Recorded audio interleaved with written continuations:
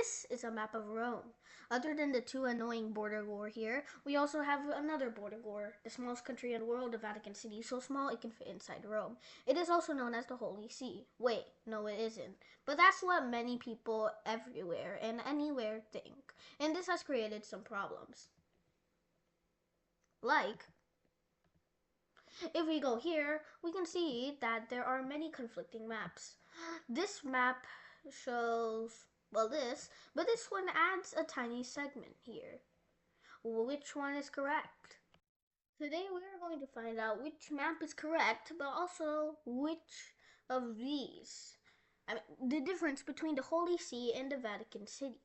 By the way, only one of them is a country. Without further ado, time to start.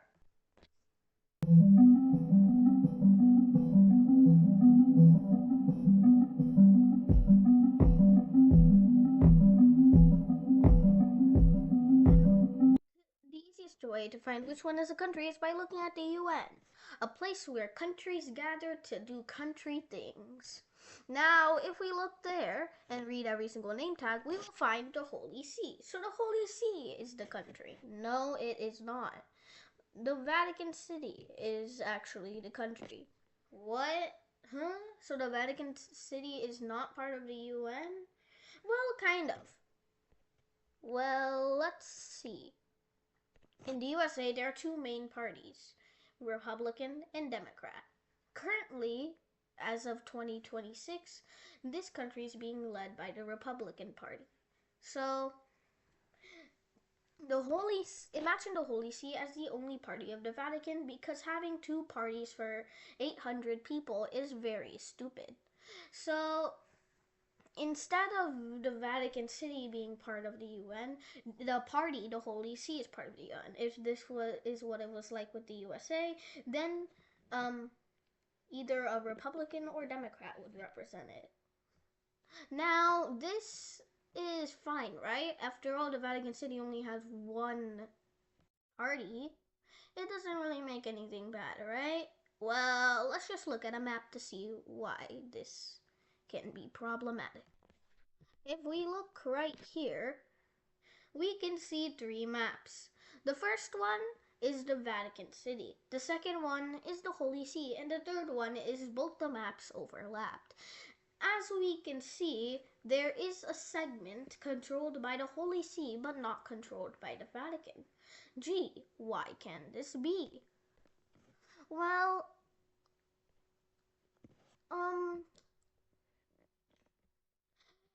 it's kind of hard. It's basically kind of like feudalism, but not like feudalism. Feudalism was abolished in 2014. Feudalism is a thing where kings sell their lands to rich landlords or other countries, so it's kind of weird. But this is similar to feudalism, but not feudalism. I'll let somebody else explain that. Now, to show this, I will use a chart. This is probably the easiest way to explain it.